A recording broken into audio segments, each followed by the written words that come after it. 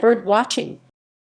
Birdwatching or birding is a form of wildlife observation in which the observation of birds is a recreational activity or citizen science. It can be done with the naked eye, through a visual enhancement device like binoculars and telescopes, by listening for bird sounds, or by watching public webcams. Birdwatching often involves a significant auditory component, as many bird species are more easily detected. Most birdwatchers pursue this activity for recreational or social reasons, unlike ornithologists, who engage in the study of birds using formal scientific methods. Birding, birdwatching, and twitching. The first recorded use of the term birdwatcher was in 1891. Bird was introduced as a verb in 1918. The term birding was also used for the practice of fowling or hunting with firearms, as in Shakespeare's The Merry Wives of Windsor 1602. She laments, "Sir, her husband goes this morning a birding." The terms birding and birdwatching are today used by some interchangeably, although some participants prefer birding, partly because it includes the auditory aspects of enjoying birds.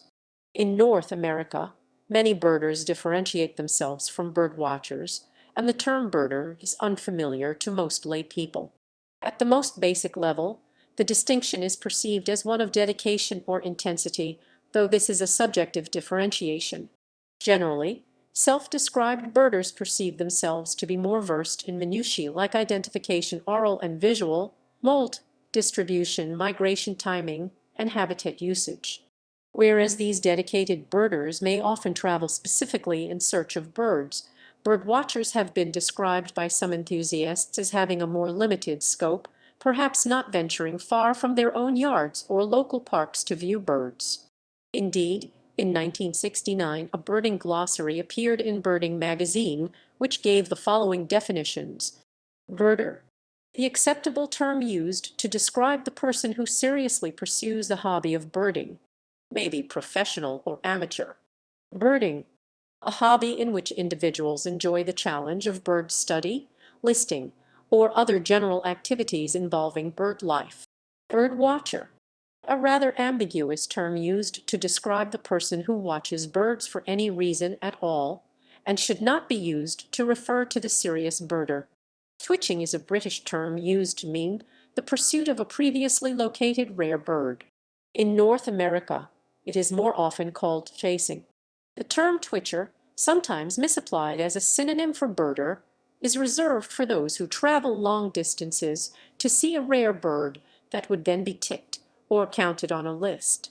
The term originated in the 1950s when it was used for the nervous behavior of Howard Medhurst, a British bird watcher. Prior terms for those who chased rarities were pot hunter, tally hunter, or tick hunter. The main goal of twitching is often to accumulate species on one's lists. Some birders engage in competition to accumulate the longest species list. The act of the pursuit itself is referred to as a twitch or a chase. A rare bird that stays long enough for people to see it is twitchable or chaseable. Twitching is highly developed in the United Kingdom, the Netherlands, Denmark, Ireland, Finland, and Sweden. The size of these countries makes it possible to travel throughout them quickly and with relative ease. The most popular twitches in the UK have drawn large crowds. For example, approximately 2,500 people traveled to Kent to view a golden-winged warbler vermivora Chrysiptera, which is native to North America. Twitchers have developed their own vocabulary. For example, a twitcher who fails to see a rare bird has dipped out. If other twitchers do see the bird, he may feel gripped off. Suppression is the act of concealing news of a rare bird from other twitchers. Many birders maintain a life list, that is, a list of all of the species they have seen in their life, usually with details about the sighting such as date and location. The American Birding Association has specific rules about how a bird species may be documented and recorded in such a list if it is submitted to the ABA. However, the criteria for the personal recording of these lists are very subjective. Some birders count species they have identified audibly, while others only record species that they have identified visually.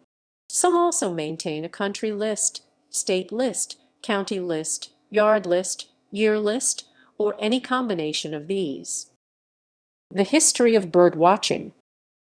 The early interest in observing birds for their aesthetic rather than utilitarian, mainly food value, is traced to the late 18th century in the works of Gilbert White, Thomas Bewick, George Montagu, and John Clare.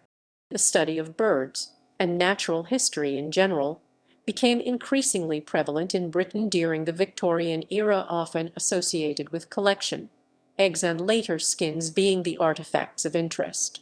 Wealthy collectors made use of their contacts in the colonies to obtain specimens from around the world. It was only in the late 19th century that the call for bird protection began, leading to the rising popularity of observations on living birds.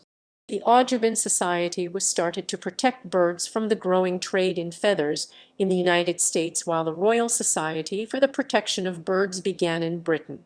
The phrase bird watching appeared for the first time as the title of the book Birdwatching by Edmund Sellis in 1901.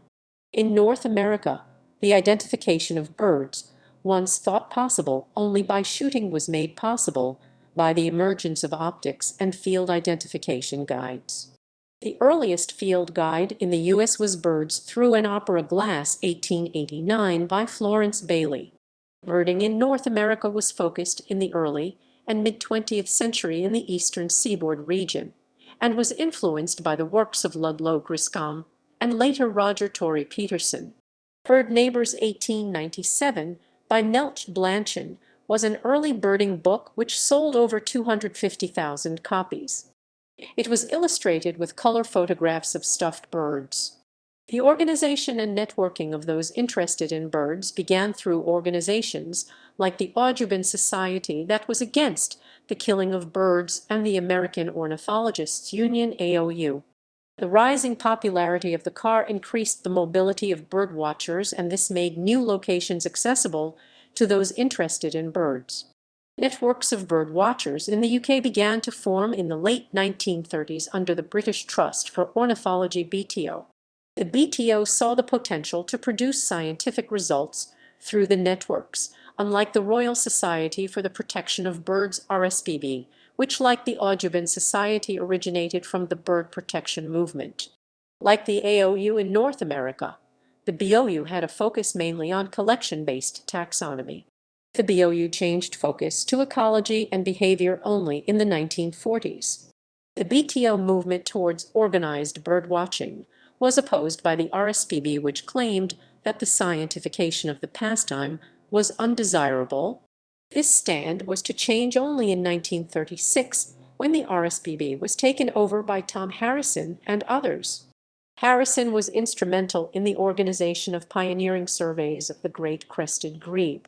Increased mobility of birdwatchers ensured that books like Where to Watch Birds by John Gooders became bestsellers. By the 1960s, air travel became feasible, and long-distance holiday destinations opened up, with the result that by 1965, Britain's first birding tour company, Ornithologists, was started by Lawrence Holloway. Traveling far away also led to problems in name usage. British birds like wheatear, heron, and swallow needed adjectives to differentiate them in places where there were several related species. The falling cost of air travel made flying to remote birding destinations a possibility for a large number of people towards the 1980s. The need for global guides to birds became more relevant, and one of the biggest projects that began as the Handbook of the Birds of the World, which started in the 1990s with Joseph Del Hoyo, Jordi Sargaddle, David A. Christie, and ornithologist Andy Elliott. Initially, bird watching was a hobby undertaken in developed countries such as the United Kingdom and the United States of America. Since the second half of the 20th century, an increasing number of people in developing countries have engaged in this activity, such as in the Digua-Tembian district of Ethiopia. Transnational birding has played an important role in this, as birders in developing countries usually take up the pastime under the influence of foreign cultures with a history of birding. A majority of transnational birders are middle-aged, male, affluent, and belong to the Anglophone countries or Scandinavia. Economic and environmental impact. In the 20th century, Most of the birding activity in North America was done on the East Coast. The publication of Roger Torrey Peterson's Field Guide in 1934 led to the initial increase in birding. Binoculars, an essential piece of birding equipment, became more easily available after World War II, making the hobby of birding more widely accessible. The practice of traveling long distances to see rare bird species was aided by the rising popularity of cars. About 4% of North Americans were interested in birding in the 1970s, and in the mid-1980s at least 11% were found to watch birds at least 20 days of the year. An estimate of 61 million birders was made in the late 1980s. The income level of birders has been found to be well above average. The 2000 publication of the Sibley Guide to Birds sold 500,000 copies by 2002. But it was found that the number of birdwatchers rose, but there appeared to be a drop in birdwatching in the backyard. According to a U.S. Fish and Wildlife Service study, birders contributed $36 billion to the U.S. economy in 2006, and 1/5, 20% of all Americans are identified as birdwatchers. North American birders were estimated to have spent as much as US $32 billion in 2001. The spending is on the rise around the world. Kusaneti National Park KNP at Lake Manias, a Ramsar site in Turkey, was estimated to attract birders who spent as much as US $103,320,074 annually. Guided bird tours have become a major business, with at least 127 companies offering tours worldwide. An average trip to a less developed country costs $4,000 per person and includes about 12 participants for each of 150 trips a year. It has been suggested that this economic potential needs to be tapped for conservation. One of the expectations of ecotourism is that the travels of birders to a place will contribute to the improvement of the local economy, which and in turn ensure that the environment is valued and protected. Numerous positive and negative impacts of birding have been identified. Impacts include disturbance to birds, the environment, local cultures, and the economy. Methods to reduce negative impact and improve the value to conservation are the subject of research. Activities. Many birders occupy themselves with observing local species birding in their local patch, but may also make specific trips to observe birds in other locales. The most active times of the year for birding in temperate zones are during the spring or fall migrations, when the greatest variety of birds may be seen. On these occasions, large numbers of birds travel north or south to wintering or nesting locations. Early mornings are typically better as the birds are more active and vocal, making them easier to spot. Certain locations, such as the local patch of forest, wetland, and coast, may be favored according to the location and season. Sea watching, or pelagic birding, is a type of birding where observers based at a coastal watch point, such as a headland, watch birds flying over the sea. This is one form of pelagic birding, by which pelagic bird species are viewed.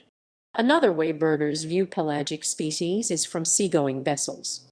Weather plays an important role in the occurrence of rare birds. In Britain, suitable wind conditions may lead to drift migration and an influx of birds from the east. In North America, birds caught in the tail end of a hurricane may be blown inland. Monitoring. Bird watchers may take part in censuses of bird populations and migratory patterns, which are sometimes specific to individual species. These bird watchers may also count all birds in a given area, as in the Christmas bird count, or follow carefully designed study protocols. This kind of citizen science can assist in identifying environmental threats to the well-being of birds, or, conversely, in assessing outcomes of environmental management initiatives intended to ensure the survival of at-risk species or encourage the breeding of species for aesthetic or ecological reasons. This more scientific side of the hobby is an aspect of ornithology, coordinated in the UK by the British Trust for Ornithology. The Cornell Lab of Ornithology hosts many citizen science projects to track the number and distribution of bird species across North America. These surveys help scientists note major changes from year. Environmental education. Due to their accessibility and ubiquity, birds are a useful tool for environmental education and awareness on environmental issues. Birds easily transmit values on respect to nature and the fragility of ecosystems. Competition. Birding as a competitive event is organized in some parts of the world. The birding competitions encourage individuals or teams to accumulate large numbers of species within a specified time or area with special rules. Some birdwatchers will also compete by attempting to increase their life list, national list, state list, provincial list, county list, or year list. Such events have been criticized, especially those claimed to aid conservation when they may actually mask serious environmental issues, or where competitive birding involves large amounts of driving. The American Birding Association was originally started as a club for listers, but it now serves a much broader audience. Still, the ABA continues to publish an official annual report of North American list standings. Competitive bird-watching events include Big Day. Teams have 24 hours to identify as many species as possible. Big Year, like a big day, but contestants are individuals and need to be prepared to invest a great deal of time and money. Big Sit or Big Stay. Bird watchers must see birds from a circle of prescribed diameter, e.g. 17 foot. Once birds are spotted, bird watchers can leave the circle to confirm the identity, but new birds seen may not be counted. Networking and organization.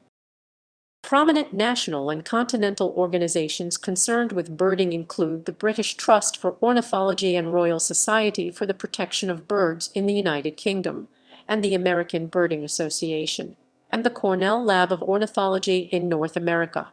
Many statewide or local Audubon organizations are also quite active in the United States, as are many provincial and local organizations in Canada. BirdLife International is an important global alliance of bird conservation organizations. Many countries and smaller regions, states/provinces have rarities committees to check, accept, or reject reports of rare birds made by birders. Equipment and technology. Equipment commonly used for birding includes binoculars, a spotting scope with tripod, a smartphone, a notepad, and one or more field guides. Hides known as blinds in North America or observation towers are often used to conceal the observers from birds or to improve viewing conditions. Virtually all optics manufacturers offer specific binoculars for birding, and some have even geared their whole brand to birders. Sound equipment. Photography. Photography has always been a part of birding, but in the past, the cost of cameras with super telephoto lenses made this a minority, often semi-professional, interest.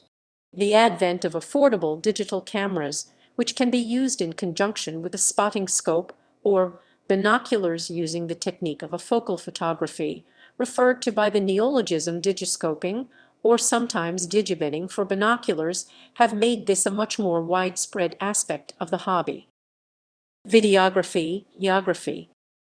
As with the arrival of affordable digital cameras, the development of more compact and affordable digital video cameras has made them more attractive and accessible to the birding community.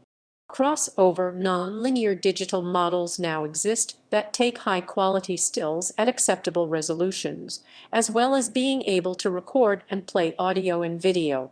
The ability to easily capture and reproduce not only the visual characteristics of a bird, but also its patterns of movement and its sound, has wide applications for birders in the field. Portable media players.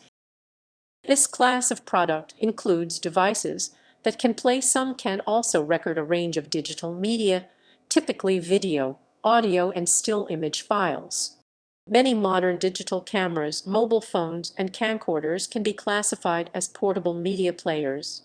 With the ability to store and play large quantities of information, pocket-sized devices allow a full birding multimedia library to be taken into the field, and mobile internet access makes obtaining and transmitting information possible. Remote birdwatching. New technologies are allowing birdwatching activities to take place over the internet using robotic camera installations and mobile phones set up in remote wildlife areas. Projects such as Cone 1 allow users to observe and photograph birds over the web. Similarly, robotic cameras set up in largely inhospitable areas are being used to attempt the first photographs of the rare ivory-billed woodpecker. These systems represent new technologies in the birdwatcher's toolkit. Communication. In the early 1950s, the only way of communicating new bird sightings was through the postal system, and it was generally too late for the recipients to act on the information. In 1953, James Ferguson Lees began broadcasting rare bird news on the radio in Ericsson's countryside program, but this did not catch on. In the 1960s, people began using the telephone, and some people became hubs for communication. In the 1970s, some cafes, like the one in Clay, Norfolk, run by Nancy Gull, became centers for meeting and communication. This was replaced by telephone hotline services like Birdline and Bird Information Service. With the advent of the World Wide Web, birders have been using the internet to convey information. This can be via mailing lists, forums, bulletin boards, web-based databases, and other media. While most birding lists are geographic in scope, there are special interest lists that cater to bird identification, twitchers, seabirds, and raptor enthusiasts, to name but a few.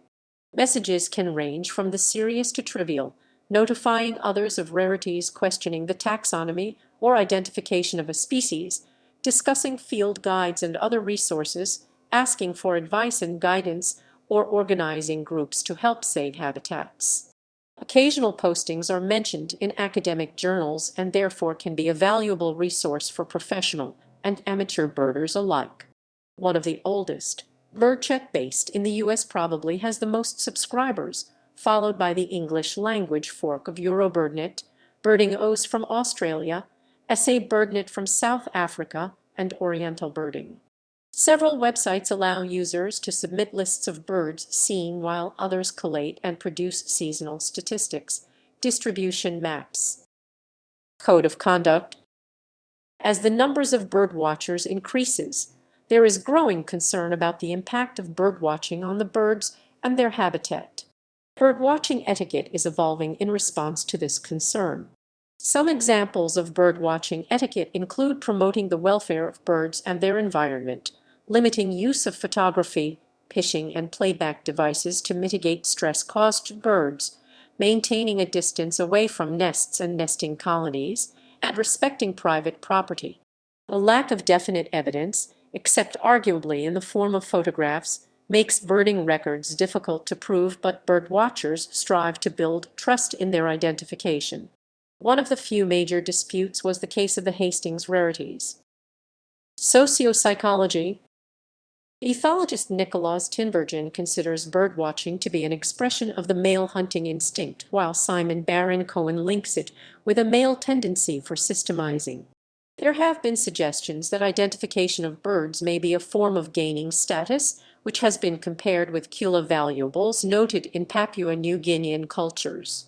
A study of the motivations for birdwatching in New York concluded that initial motivations were largely similar in males and females, but males who participate actively in birding are more motivated by sharing knowledge with others, and active female birders are more motivated by their intellectual interest in studying birds and by the challenge of identifying new and rare birds. And another study suggested that males lean towards competitive birding, while females prefer recreational birdwatching. While the representation of women has always been low, it has been pointed out that nearly 90% of all birdwatchers in the United States are white, with only a few African Americans. Other minority groups have formed organizations to support fellow birders, such as the Gay Birders Club and the Disabled Birders Association. The study of birdwatching has been of interest to students of the sociology of science. Famous birdwatchers.